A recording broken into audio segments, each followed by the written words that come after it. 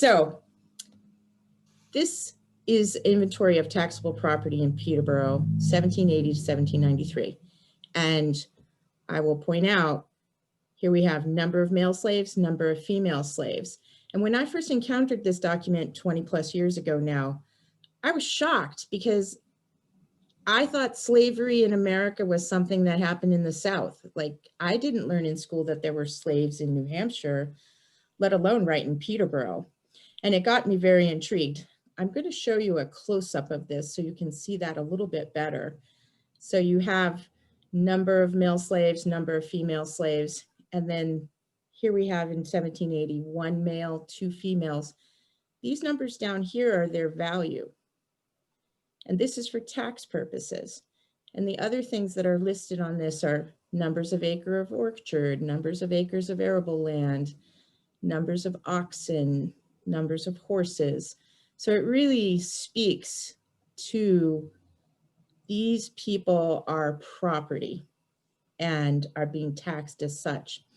Now in New Hampshire, the exact date of when slavery ends in New Hampshire, it's a little bit, it's kind of slippery because there's the 1783 Constitution of New Hampshire talks about how everyone is free and equal, and it's complicated.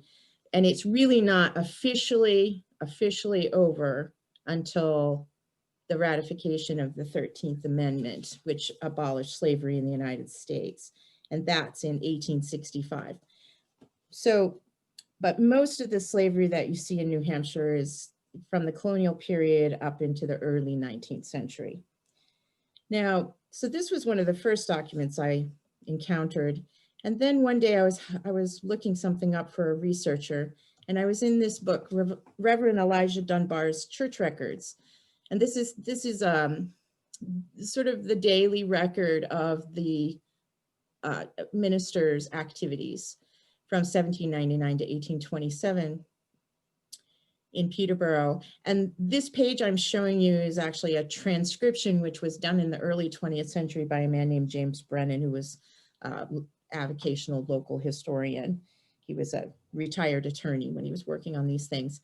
And I'm in this book and I'm looking for something, and I noticed this entry, admitted Dinah Freeman to full communion. She was a colored woman, and that's actually James Brennan's handwriting there. And that got me thinking, okay, this is November of 1819. Who was Dinah Freeman? Was she a slave? If she was a slave, would she have been admitted to full communion in the church?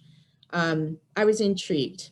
And at the time, I didn't sort of have the freedom to really dig into this, just with other demands at work. But over the years, I would run across little things about Dinah Freeman, and I would think, we really need to study this. We really need to dig into this more deeply.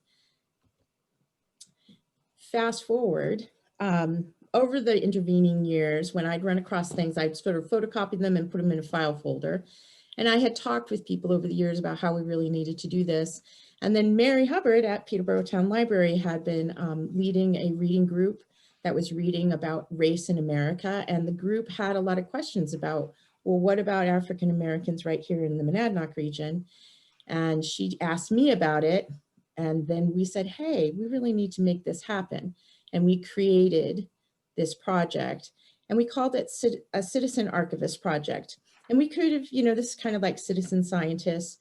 We could have called it something else, citizen historian, but I think citizen archivist is actually quite apt because, like an archivist, we're organizing primary source materials. We're putting them together so that they make sense and that they illuminate each other, and then making it accessible. So once we got going on this, Monadnock region is actually quite large in terms of the number of towns, 38 towns, depending on how you count it. And we're a small staff at our place, and of course Mary, has a lot of other duties at the library. And we knew this was going to be a very big project and we'd need to enlist volunteers. But I also thought the folks at Historical Society of Cheshire County should get involved as well. So I reached out to them, and they had already been thinking about a very similar project. So we decided to work collaboratively together, and we sort of divvied up the region. So Historical Society of Cheshire County is going to focus on the ones that are in the kind of periwinkle blue there. And the Monadnock Center is focusing on the towns that are in the sort of turquoisey color on the right. And you'll notice that the Monadnock Center towns are very much sort of focused along the Kentucket Valley. We also knew that, you know, great work has been going on the seacoast for the last 30 years around African-American history in New Hampshire, led in large part by the Black Heritage Trail. Originally it was called Black Heritage Trail of Portsmouth, and now it's expanded Black Heritage Trail of New Hampshire. And they have created this searchable database online. It's called blacknewengland.org. That's how you would find it. Blacknewengland.org got started as a place to be able to compile and make accessible the extensive research that was conducted by Valerie Cunningham over the last 35, 40 years. And she's one of the founders of the Black Heritage Trail. And they very much wanted to not just sort of create a list of names, but to really have a way to bring diverse source material together to fill out people's lives, to really make it about lives and not just data. And so we took this database and their the way they've set it up as our starting point. But really the question was how to go about this research. It's really complicated, and the materials are not necessarily easy to find, and they can be kind of hidden in plain sight. So when people have asked me about this project, I have been describing it as peeling an onion, you know, that we decided to go layer by layer. But I was thinking that's such a not pleasant analogy. It's peeling an onion, you know, it makes your eyes water. It's not fun.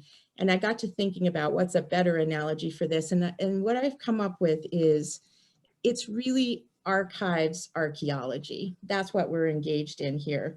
So we're peeling back layers, just like the archaeologist peels back layers of soil. We're making connections between the things we find, and we're organizing those findings in a way that can reveal the stories that can be found there. But what are the layers? One of the first layers we certainly wanted to look at was town histories, and then also census records, because they're so revealing. And these also were both things that were accessible to us online. So we didn't have to necessarily get people all together at the same time to look at resources on a paper level. We could do it digitally with some training. And then people could work on it in their own time, because the other thing to realize about this research is it's very, very time consuming. It takes a lot of time to go through these records. This, by the way, all started 18 months ago. So it was pre-pandemic. It wasn't required that we all work separately or online, but it just worked out that we were able to continue this research after the pandemic started because of the method that we chose to go about it. Now, town histories, the indexes leave a lot to be desired, particularly for this subject, because when these 19th century town histories were written, they weren't necessarily indexing for African-American or Black or even the word Negro. But a few of them, help you out. And Cochrane's History of Francistown has a whole section called Negroes in Francistown, which is very helpful. And we thank you, Mr. Cochrane.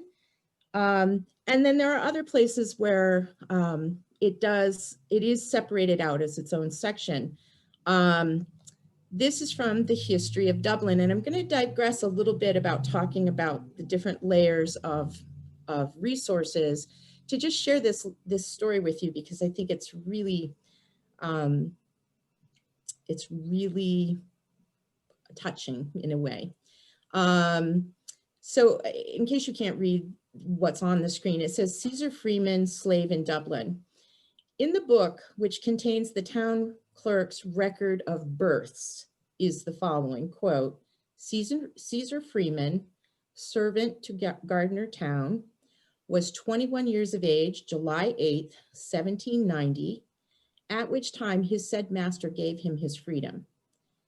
And what's so striking to me about that is that it's recorded with the births.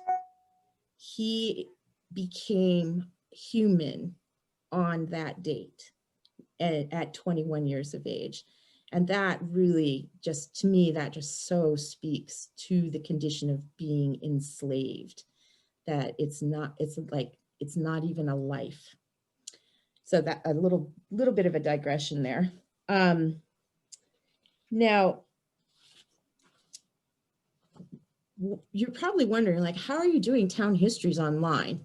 And the thing that's amazing, and we would not have been able to do this 20 years ago because all these town histories hadn't been digitized.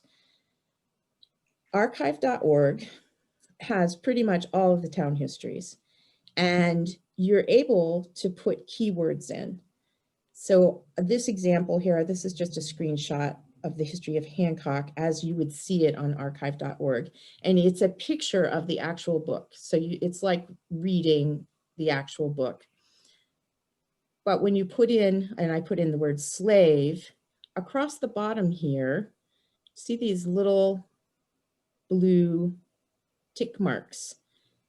Those are pins, and at each one of those pins, it is a reference to where the word slave is. And then you're able to click on that and go straight to it, which, given that the indexes don't take us there, being able to do this is amazing. And our keyword list has, I think, about 22 different keywords that we're searching so that we don't miss anything. And I can share one story about how doing it this way really means we're not going to miss anything. So this is another Peterborough story. In the history of Peterborough, when searching on the word Negro, we came up with a hit in the section listing all the Revolutionary War soldiers and found Titus Wilson. Titus Wilson, quote, a Negro lost at Mount Independence. So there was a Black Revolutionary War soldier from Peterborough. I don't think we would have thought to look in the Revolutionary War list for Black people necessarily. And by doing the keyword search, we found that. And now we have a jumping off point where we can learn more about Titus and fill out his story. Now, the other next layer that we've been into is the US Federal Censuses, and we're using Ancestry.com to access these. There are various ways to access them. This is 1820, and there's Dinah Freeman, the woman who got me started on this. And you'll see that Dinah, her marks that enumerate her household are over here on the right. All of these marks over here on the left, the columns correspond. These are white people, males and females of different ages. And these are Black people on this side. And in Dinah's household, she has one teenage male. She's got a teenage female. This is Dinah herself in this last column. And then over here, this is a column that's headed other persons except Indians not taxed. And I'd be honest with you, I have not figured out exactly what that means yet. And maybe someone here knows and they can tell me and save me a lot of digging around. But this is the #1 way where we've been identifying people, is by looking into these. So what we're doing is calling up the Peterborough 1820 census and then going through it page by page to find these marks where people are. You'll see here that there are some, a couple of others of those, everyone not taxed except Indians in some of the other households. Here is the next census from 1830. The censuses change from decade to decade in how they're laid out, in what breakdowns of ages, and also the questions that they ask. They get more complex as you move through the 19th century. And here's Dinah again, all the way across on the other side of the page where free African Americans are listed. And she is listed just with her daughter and herself at this point. Her son is obviously grown up and moved out by 1830. Now, the other question in all of this was, how do we keep this all organized? How do we make it so that ultimately we can contribute our data to Black Lives New England? And what we did is we developed a spreadsheet, and this is just the top of a spreadsheet for Antrim. The spreadsheet itself actually has 96 lines. Each column represents one person. And so I couldn't possibly show you 96 lines on one screen. This one has got another intriguing person in it, Abigail Granny Stewart from the 18th century in Antrim. We found her both in the census records and the town history, and she is a healer. It says that she often served people in the place of a doctor. So there's definitely more digging to do about Granny Stewart in Antrim.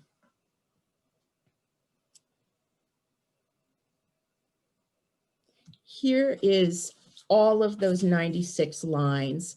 I had to spread them out across the page in order for you to see it, but it gives you a sense of how we're recording things.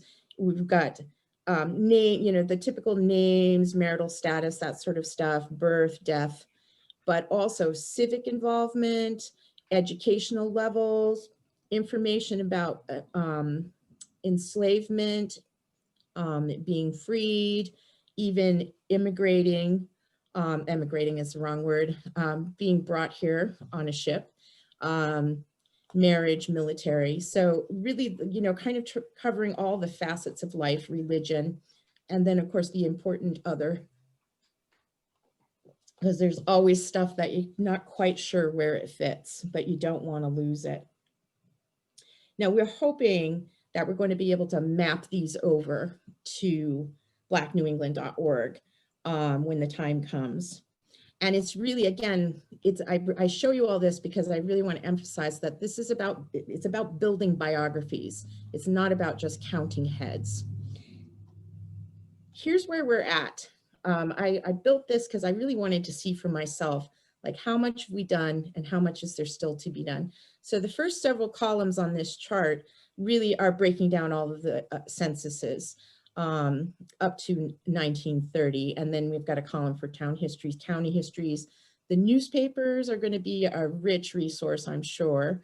And then other records, church records, court records, paupers lists, etc. And more types of records will probably be added over time. We've had, let's see, like half a dozen volunteers working on this over the last year and a half. They've gotten through quite a bit, depending on the volunteer and how much time they had to put into it. But you can see that there's still quite a ways to go. But really, what have we found?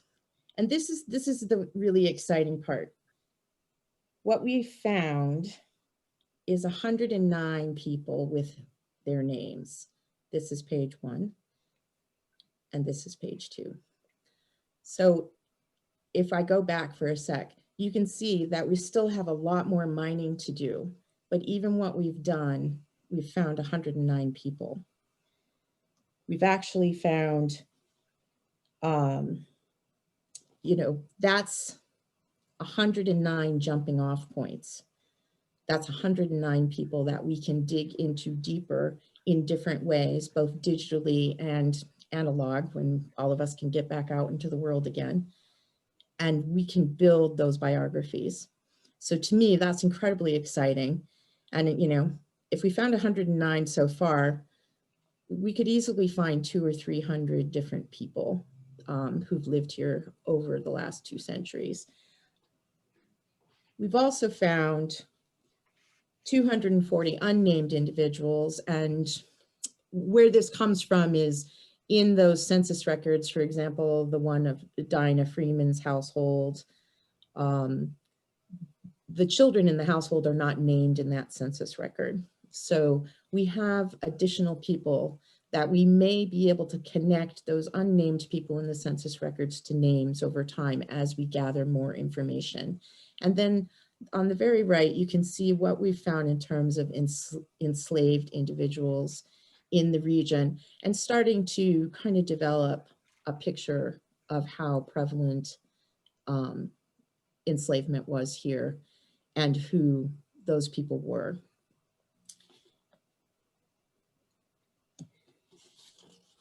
Now, I want to share one story from the research so far, because I think it kind of, it really encompasses a lot about the project, and also contains one of those weird archival research things that happens. So this has to do with the glass house in Temple. And for those of you who are not familiar, in 1780 to 1782, a man from Boston named Robert Hawes had come to Temple and built a glassworks. It's one of the first glassworks in New England. And that was very important at the time because glass was imported from Europe, and it was heavily taxed, and to be able to produce it domestically was, you know, a really good thing. After this glassworks went out of business, it turns out that the housing that went along with this glasswork for the workers was taken over by other people, and a little community had formed around it. And in April, I was doing some research in the Old Town histories around pandemics and was looking up smallpox, and found this entry in the Temple Town history where it talks about that in 1792, there was a smallpox epidemic in that little community that had grown up around the glass house. And it names that there was smallpox in the houses of both Mr. Todd's and Jubei Savages, and that the town was voting to expend the funds necessary to hire a doctor to see to these people and identifies them as Negro. So this summer, I had a 16-year-old volunteer, a high school student, who's actually from Massachusetts, but spends a lot of time in the summer at his grandparents in Peterborough. And he had Temple as his assignment, was to look at the records from Temple. And I told him, be sure to pay attention to that entry about Jubei Savage and really dig in and see what you can find about him. And here is Jubei in the 1790 census for Temple. So we know he was there at least from 1790 to 1792. Now, sadly, the inhabitants of that community around the glass house succumbed to smallpox. So we know that Jubei and his family passed away in 1792.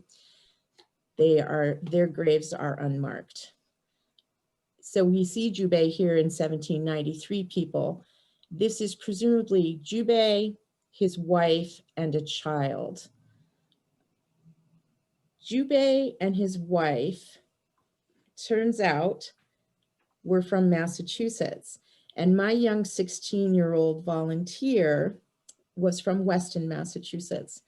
And this is the weird thing that can happen with archival research. Jubei Savage and his wife are from Weston, Massachusetts. So you can imagine my volunteer was really on fire when he figured that out. And so he kept on digging into the records, and he found that Jubei Savage is also a Revolutionary War veteran and had lived not only in Weston, which is where his owner had been, because Jubei was a former slave or formerly enslaved person. His wife, Judith, were both owned by a man named Samuel Savage. And so they had taken his name. Jubei, as you can see here, this is the Massachusetts Soldiers and Sailors of the Revolution. This is a compilation of all the data around them that was produced by the state of Massachusetts around 1910. And you can see that he had extensive service, fortified Dorchester Heights in 1776, was on an expedition in Rhode Island as late as 1778. So another Black Revolutionary War soldier right in our backyards. There's obviously much more to come with Jubei. He, before he moved to Temple, he owned land near Walden Pond in Concord, Massachusetts. So there's quite a story here, and I just think a little more scratching around and we're going to really be able to fill out even more about it. So stay tuned for more about Jubei Savage. Now, to wrap up, I wanted to introduce to you, this is a brand new website and data science endeavor that just launched in December, and it's gotten quite a bit of press. There's an article in the Smithsonian Magazine, I believe, for the January issue. It was written up in the Washington Post. It's been written up in all the national papers, and it's called enslaved.org. And what this is a way to aggregate various databases across not only the United States, but the world. So historians and data scientists that have been putting together data in much a similar way to what we're trying to do here in the Monadnock region, this is a way to search and be able to search all of those different databases all at once. And that's another way of bringing all those diverse records together. Happily, looks like there will be a way that ultimately our data can be entered into this. So I'm looking forward to that, and to having the Monadnock region's information be part of a worldwide repository. I want to thank the folks that have contributed, whether as researchers or consulting or organizing or just talking things through. We've gotten this far because of these really dedicated folks who put hours and hours and hours into what we're doing. And then finally, I just want to say to you that right before everything sort of closed down, a printout of this picture was sitting on my desk for another reason. And if you'll recognize this, that's the Unitarian Church in Peterborough. That's Main Street. This French's Hotel is where People's United Bank is now. This photograph was made for a stereo card about 1870. And I have probably looked at this picture, you know, a couple dozen times at least over the last several years. And it never really dawned on me until one day this past spring that I noticed that this gentleman right here is African American. And I blew this up on the computer to really be sure, and I'm positive. And I show you that just to say that it's all right here. We just have to see it. So I'm going to stop sharing my screen and we can get to the Q&A portion. Great, thank you, Michelle. That was fabulous. The first question in chat was, could you speak to how this research informs current issues of race and racism in our region? Just perhaps slightly out of your domain, but go for it. Okay.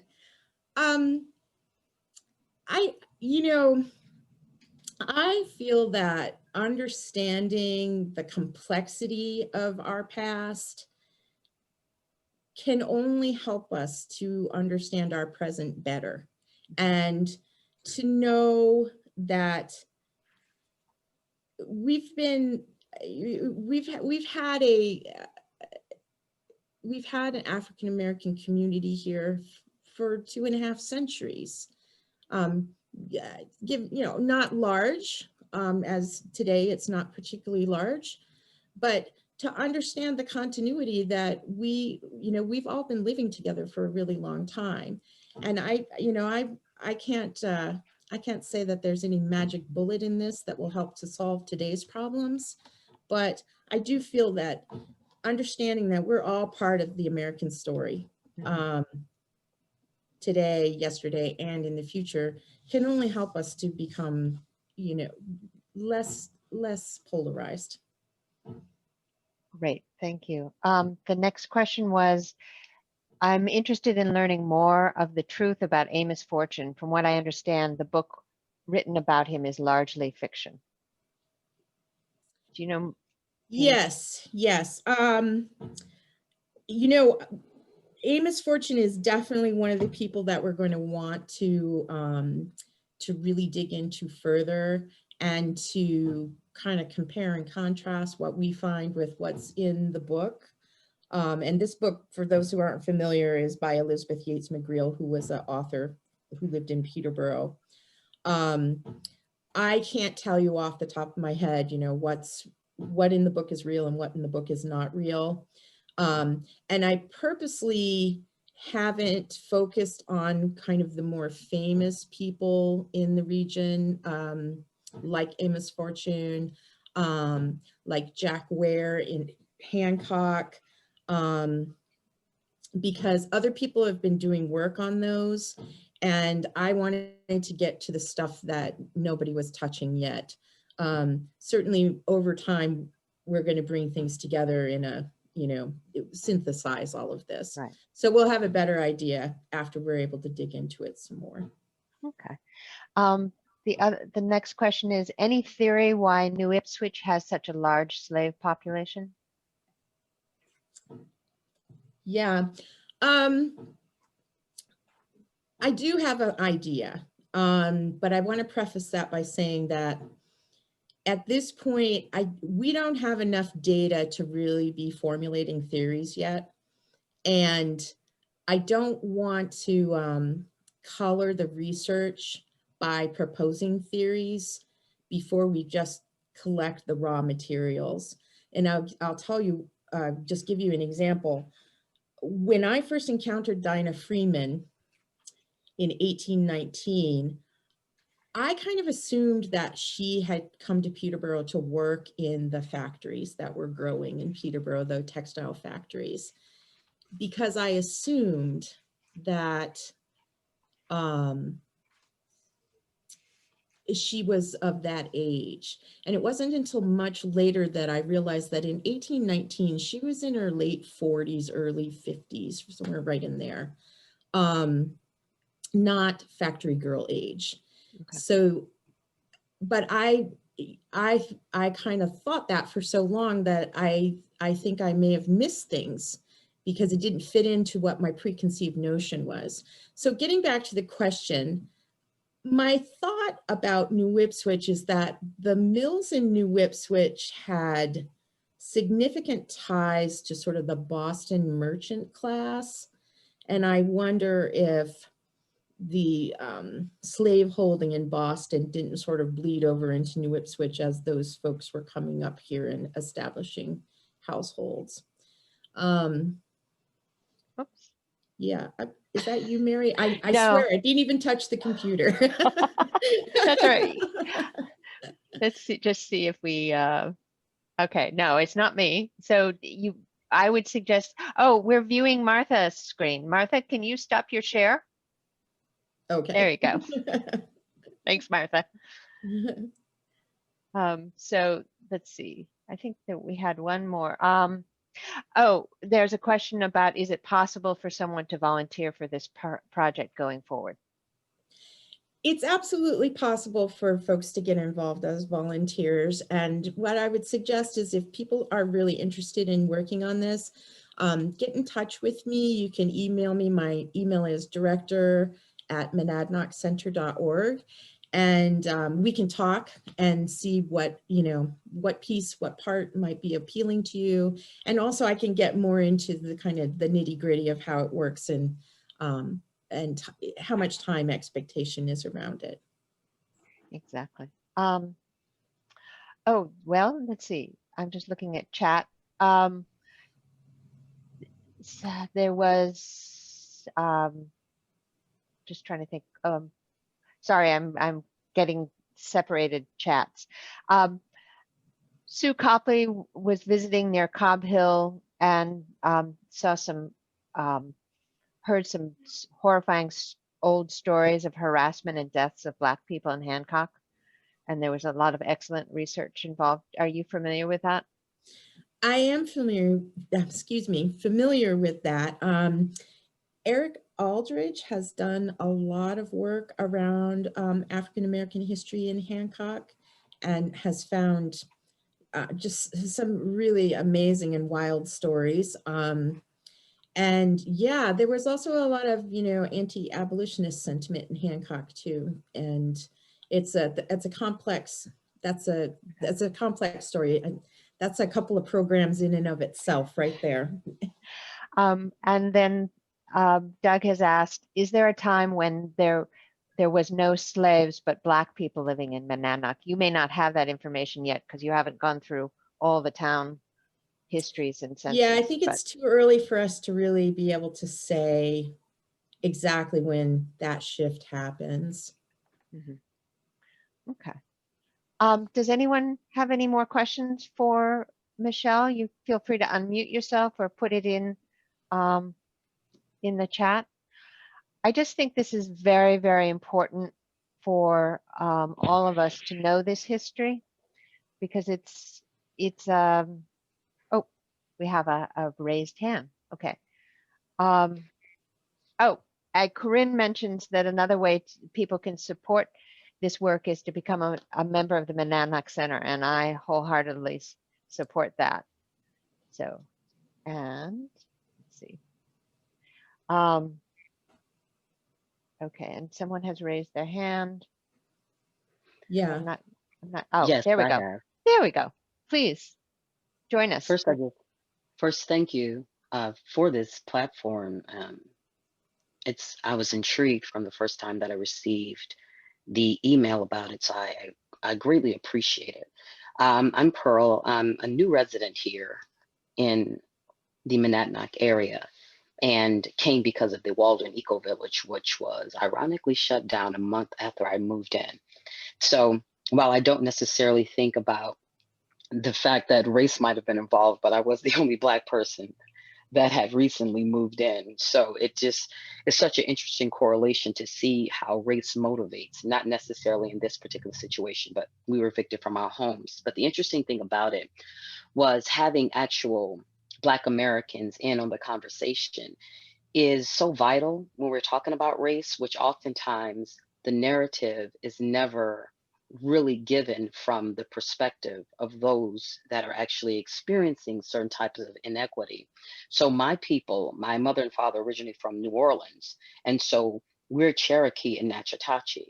And so oftentimes the slave narrative that is given from those with a race or a supremacist idea about the way that Black Americans move in the world. So even the designation in terms of ethnicity is not ever, it's not ever derived or created from us. So I have relatives where the copper colored races were the Americans here. So I've been doing extensive research. So I have extensive material with pictures of the Shinnecock, the Senecans, the indigenous or Indian people, which were like the West Indians from the Caribbean. These were the original names. And so the names have been constantly changed from Indian to copper colored to Negro to Black to Afro-American to African-American, which has a long extensive history. All that to say, I think that the conversation would be very important going forward, because I think in terms of the political scene and the things that we've seen taking shape in our world, in terms of legislation, a lot more would be understood if you understood the ethnic designation, because we've experienced what's called a bureaucratic genocide. A bureaucratic genocide or a paper genocide where we have been wiped off the record. So oftentimes when you see people like Carter G. Woodson, who had many patents in the United States Congress, that he never wrote a story about himself. So oftentimes the stories that are written about us, when it comes to publishing, we are not the ones that are publishing our own narratives. So it's always given. So it creates it's a condescending connotation that creates a storyline where we're not authoring it. So we're not able to. So many of the pictures that I've found historically throughout the records, and they're hidden in plain sight, like you stated before, but we are not the ones with the broadcasting platforms that allow for the dissemination of that information to be shared widely, because there is a lot of things that oftentimes are not brought to the light. So a lot of narratives are fictitious and they're not truthful. And it seems to be rooted in this story that our existence has only been, our existence started in slavery. Like there was no real, there's no real connection to industry, to trade, to the trade that was happening prior to the story of the transatlantic, that there's a lot more. And I'm interested in being a part of that particular conversation. So I wanted to say thank you. That's very exciting, Pearl. And Pearl, thank you. You bring up a couple of things that I had intended to bring out in my discussion around this research. One is that right now, we don't know for sure if the folks that we're discovering in the census records are African American or if they are Native American, because oftentimes those different designations were just all lumped together, that different identities were lumped together as basically not white. So inevitably, I think we're going to find Native Americans in this work. And the other thing that I would make in relation to your comments is, yes, in so many ways, written out of the narrative, and the narrative told thus far is very much the white narrative. The example I showed from the Francistown history, and I said that a little facetiously, thank you, Cochrane, for including this section because it made it easy to find. But that section is actually tucked in with the section of the book that has sort of oddities. Right before it is a whole discussion of strange weather. And then afterwards, there's a discussion of folklore, sort of superstitious ghost stories and things like that. So it's marginalized, even though it is brought out as a separate section. And my hope as the person who is just really, I mean, my role in this is, I'm just trying to make it happen, coordinating and giving people the tools to help to make it happen. My hope is that over time, because this is going to take a number of years to do this, that a lot of people are going to get involved from a lot of different perspectives and bring their voices and their knowledge to it. So, I hope that we can make it a really open and equitable process going forward. I think that some other questions have popped up. Right, exactly. We have, somebody was asking about the stories told by older Peterborough residents about the Black Graveyard up near Putnam Park. Can you speak to that? Yeah, I can. So this actually has been mentioned to me a couple times over the last couple of years, and I haven't been able to find any documentation that supports the story. One of the things I hope that we'll be able to do as we fill out these histories of different people and their time living in the different communities is to locate them geographically. And this is like probably like the most uncomfortable moment of this presentation for me, but in Peterborough, the area up by Factory Street, which is the little street that connects Winter Street and Newbanooset Lane, was known and referred to as Nigger Hill. And I think that's maybe where this idea that there's a burying ground up there might have originated. But I did dig into where did that name come from? And it appears to me that it starts being used right after the Civil War. And it is used sort of in the community up into the 1940s, and even sometimes a little bit later than that. I looked for it in the newspaper and found it published, that term for that area of town, published in the newspaper a couple dozen times over that 90-year period, 80-year period. But I don't see in the census records where any Black people were living up there. So I don't think it was, and there is actually a little editorial in the newspaper in the 1920s when that area was, many of the old houses that were up there were razed and new houses were built. They're talking about that project happening and how it will beautify that area of town. There was an old burned down mill up there that was just in ruins, that was taken out. And the editor of the newspaper says that they've looked around and never been able to find out the origin of that name, why that area is called that. So even almost 100 years ago, the editor of the transcript was trying to find out and he couldn't find out. So with lacking any other documentary evidence, I would say there probably is not a burying ground up there. But if people have other information that proves me wrong, I'm happy to hear it. There's a suggestion that perhaps the lots on the family lands of their quote unquote owners might be investigated, but I'm not sure how you'd go about that.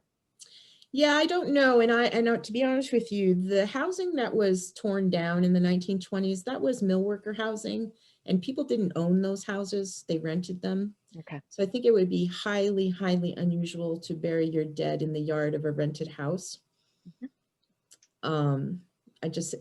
Particularly when there were well-established cemeteries in town.